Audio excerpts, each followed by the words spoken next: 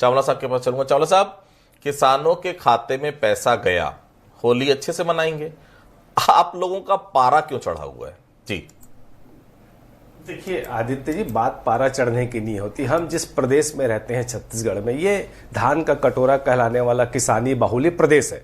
यहाँ पर अगर किसानों को उनका हक मिलता है तो उनको हक देना सरकार की जरूरत है। कोई किसानों के ऊपर एहसान नहीं होता ये।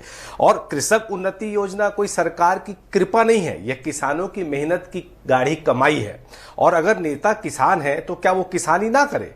और अगर कोई जनप्रतिनिधि किसान है तो क्या उसको उसका हक ना मिले? इतनी सी बात है। लेकिन भारतीय जनता पार्टी हर चीज को अपने ओछे स्तर पर बयानबाजी करके चीजों को बिगाड़ने का काम करती है। अगर भाजपा के जो किसान प्रतिनिधियों की सूची हमारी जारी कर रही कांग्रेस के जनप्रतिनिधियों की, तो भाजपा में नैतिकता है तो पारदर्शिता के साथ वो भाजपा के भी मुख्यमंत्री और मंत्री और विधानसभा अध्यक्ष जिनको भी मिला है पैसा, जिम्मेदारी से कह रहा हूं, उनकी सूची भी जारी करे। क्या भाजपा का कोई नेता किसान नहीं है? क्या भाजपा का कोई नेता धान नहीं बेचता है? कम से कम भारतीय जनता पार्टी को धान पर राजनीति, और होली के त्योहार के अवसर पर जब किसान थोड़ी सी राहत की सांस ले रहा है, ऐसे समय राजनीति नहीं करना चाहिए। धान किसान ने उगाया है आदित्य जी, कोई सरकार ने धान नहीं उगाया। समर्थन मूल्य, बोनस, ये तो किसान का अधिकार है, कोई राजनीतिक हथियार थोड़ी है। अगर सरकार धान पर, किसान पर राजनीति नहीं कर रही है तो पारदर्शिता से विष्णुदेव जी की सरकार को सभी दलों के किसानों की सूची जारी करना चाहिए। और मैं तो यह भी स्पष्ट कर दूं, धान का जो पैसा है वो किसी नेता को नहीं मिलता, वो किसान को मिलता है, फिर वो किसी भी पार्टी का किसान नेता क्यों ना हो।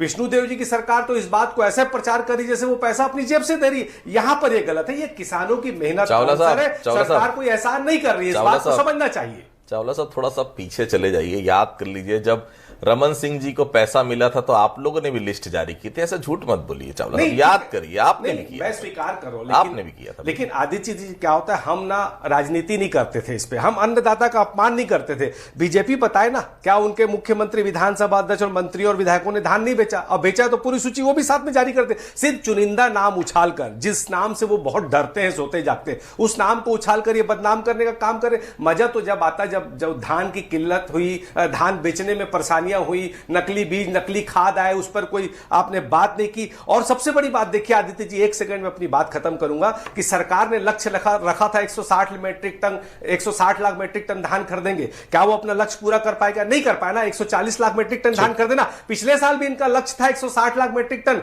लेकिन 149 लाख मेट्रिक टन हमारी जब सरकार थी तो हमारा लक्ष्य था 2023 में कि 130 लाख मेट्रिक टन खरीदेंगे, लेकिन उसके एवज में हमने 145 लाख मेट्रिक टन धान खरीदा था। तो ये क्या हाथी के दांत दिखाने के कुछ और खाने के कुछ? किसानी और खेती भाजपा के बस की बात नहीं है, ये सिर्फ अडानी के हित की बात करना ही जानती है।